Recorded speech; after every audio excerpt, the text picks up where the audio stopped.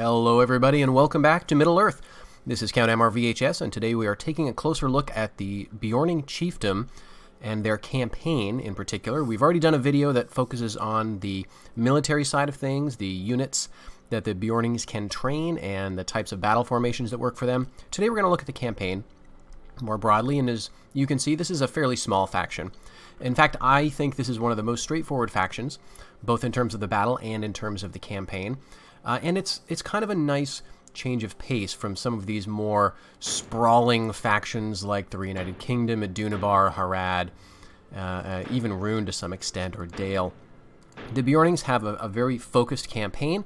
The goals are fairly open-ended. You need to get 30 provinces in total. You need to hold on to your homelands, and you need to grab a few other basically rebel settlements initially. The High Pass, which controls the passage over the Misty Mountains, right west of your capital. You also need to get Andlang, a settlement right to the south of your starting position. So what I want to do here is jump into the campaign initially, and then take a look ahead to a campaign that's already in progress, about 100 turns in. This campaign is estimated to be right about medium level difficulty, and that means that compared to the other factions that you may play in the 4th Age Total War, the Beornings are kind of middle of the road in terms of how hard they are to play, and I think that's fairly accurate. One of the strengths of the Beornings is that, as you can see here, they have a quite secure starting position.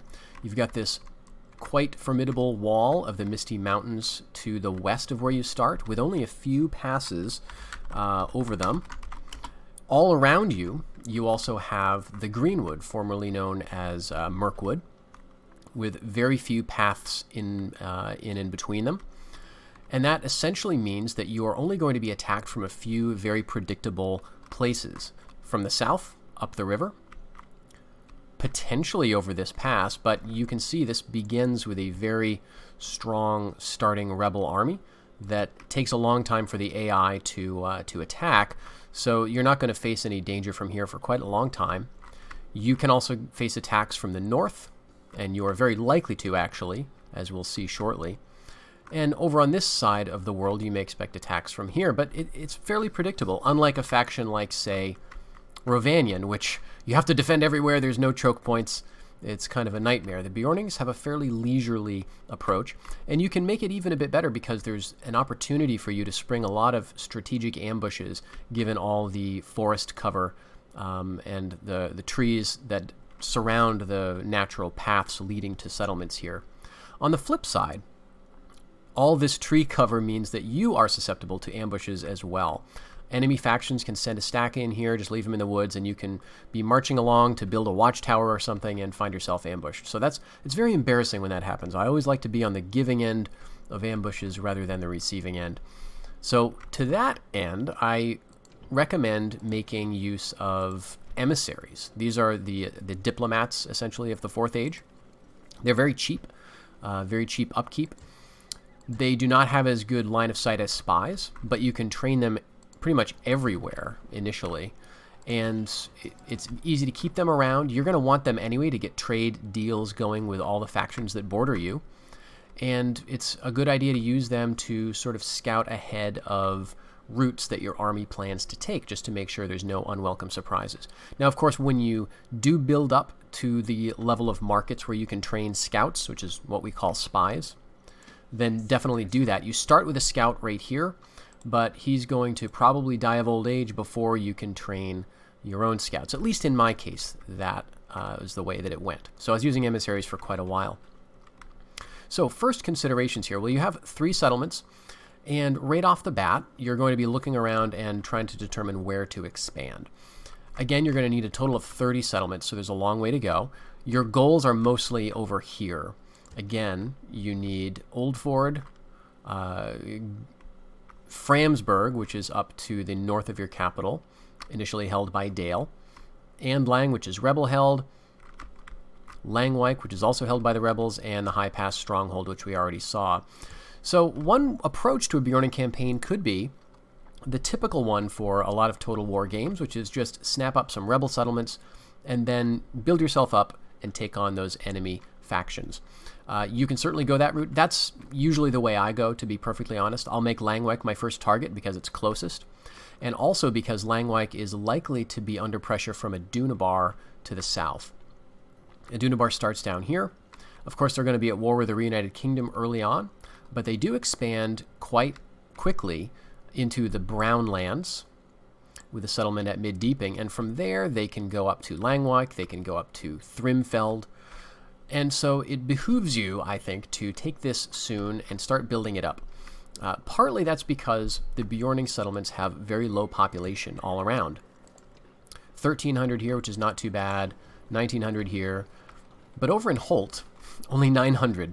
And Holt is a particularly sad case because you don't have any walls, you do not have any troop training capacity just yet. You need to build it up. Even before you can build walls, you need to build this minor province, which is fairly expensive. And so it's a long time before this will be really useful. So what do you do with Holt in the initial stages? There are two schools of thought here, I could say. One of them is sell Holt or abandon it. You know, you can get some money off of it. It may not be worth defending. The other is hold on to it and dump all that money and investment into holding Holt. That's what I choose to do. I like to hold everything that I start with. Another reason I like Holt is because it's in a pretty useful part of the world in terms of mercenaries. If we go over here, you can grab these Ravanian Ranger mercenaries, which are incredibly useful. Fairly low upkeep. Good defense, good melee attack, great missile attack. They've got javelins, axes, and shields, and a decent armor, which makes them a very powerful unit and a great addition to your forces, since otherwise you're only relying on archers for missile attack. So definitely get these guys when you can, and then you can just sort of scoot back to Holt to sort of build up your own forces there with the mercenaries. Mercenaries are, I think, particularly useful for the Beornings because the population is so low. You're going to want to take the pressure off the population. You don't want to necessarily be training all of the woodman axes you can, because before long you're going to have settlements with no people in them. And you'd rather save your population for your higher tier units, like these Beorning axemen, which you get at tier 3. So to that end, I pretty much buy every mercenary I can get in the area. A lot of times they're going to be these extremely basic woodman mercenary axemen, which are very similar to the kind you can train at tier 1. But again, they're just there to flesh out your battle line and to take the pressure off from your population. Alright, so getting Langwyck early is probably a good grab in my opinion. Another way you could go, though, is to attack Dale early. Now initially, you are actually allied with Dale.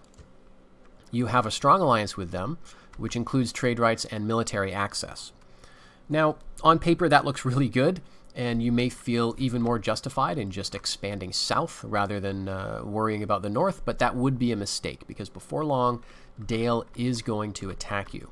What I usually use as a judgment call of when I need to be worried about Dale is I take a look at what wars they're involved in, and if they're at war with a faction that is still near them, where they're still making progress, then I'm not too worried, unless I start to see a lot of Dale armies right around here, or around here.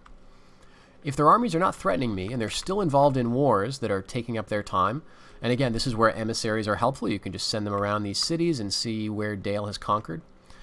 As long as they're kept busy with wars to the east, you're not in too dangerous of a position. You're going to be attacked by a Doudna Bar, most certainly, and you may be attacked by Rovanian, who may try to get Holt. Where you need to start to worry is when those wars stop. Well, maybe Dale has forced Northrune into a horde. Maybe Dale has completely eliminated the faction. You know, in some cases they attack Dorwinian and eliminate them fairly quickly. When that ends, then you need to start thinking about, okay, how am I going to attack Dale? I mean, honestly, you want to start formulating your plan for attacking Dale from turn 1. So this is why I like to build up Holt very quickly, get to the walls, but then also build up my military to tier 3 just about as soon as I can.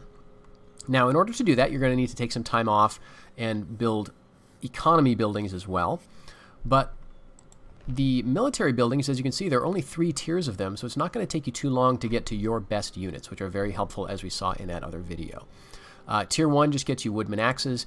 Tier 2 is where I like to be when I'm trying to beef up a garrison or an invasion army, because the units that are worth a lot more bang for your buck are going to be the bows and riders. The bows, because the upkeep is super low and they are just a force multiplier. They've got a good enough missile attack that they can go toe-to-toe with Dale's archers. Not exactly one-to-one, but if you bring 4 to 6 units of bows in an army, you're going to do very well against Dale.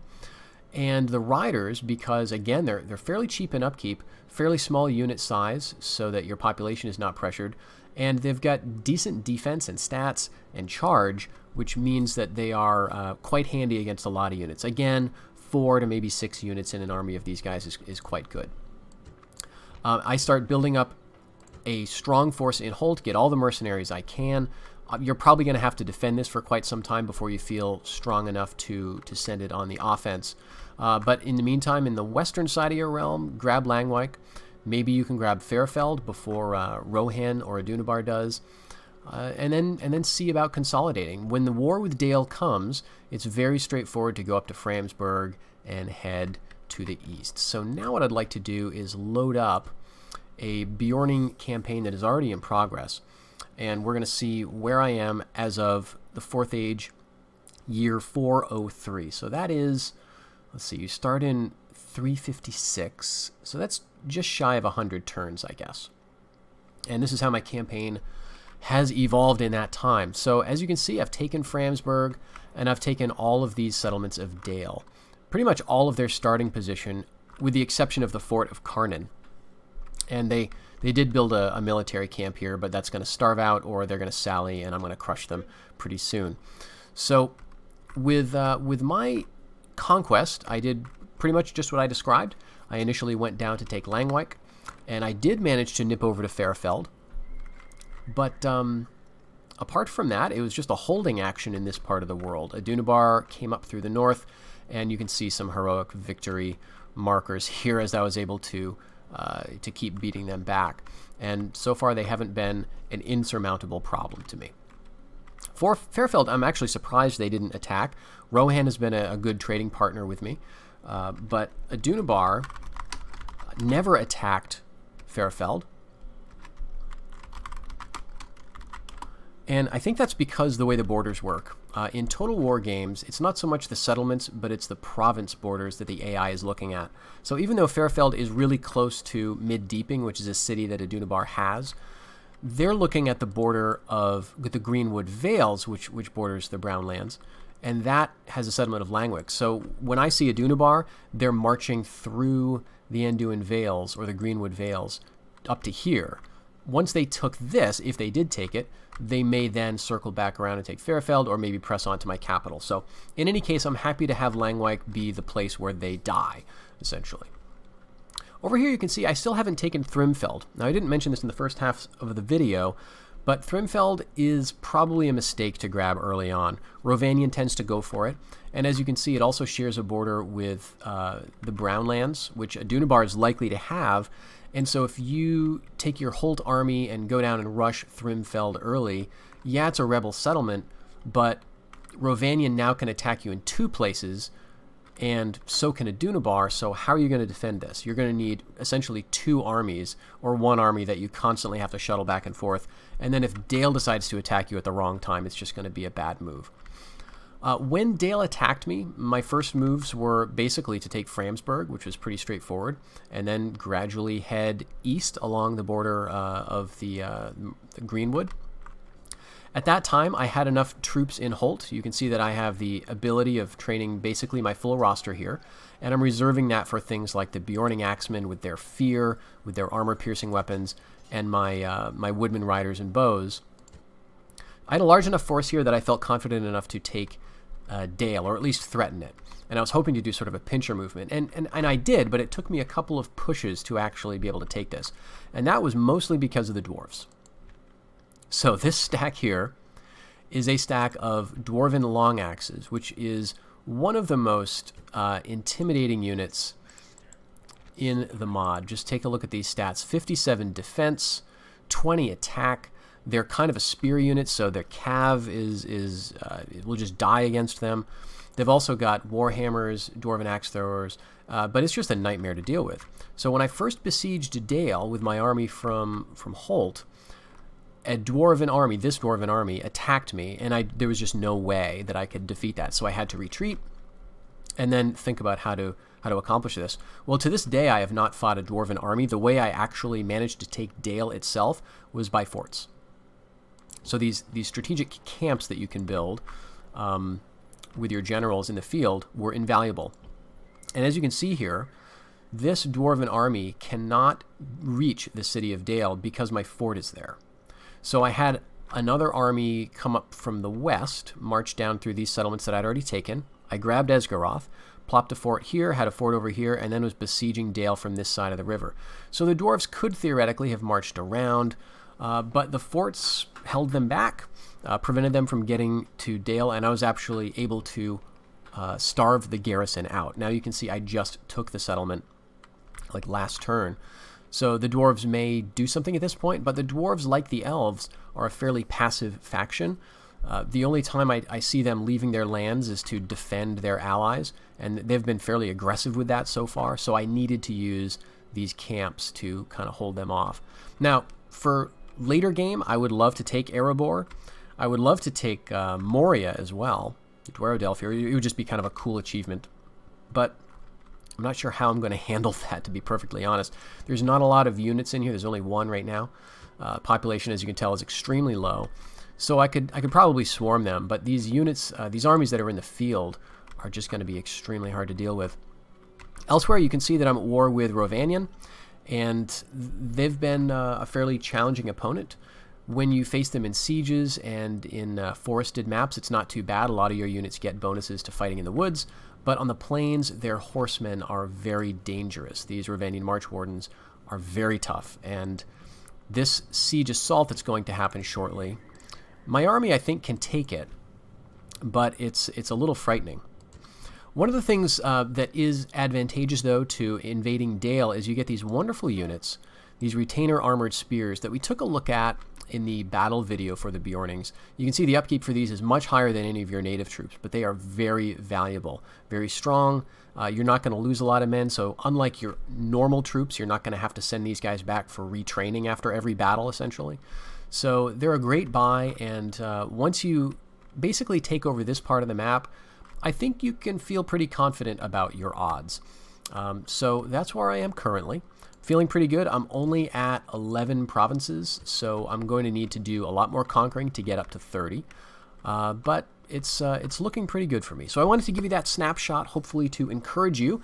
If you haven't yet given the Beornings a chance, give them a try. A very interesting campaign, and again, quite a refreshing change of pace from the more complex factions with, starting with tons of settlements and tons of building options, and it can just get very chaotic.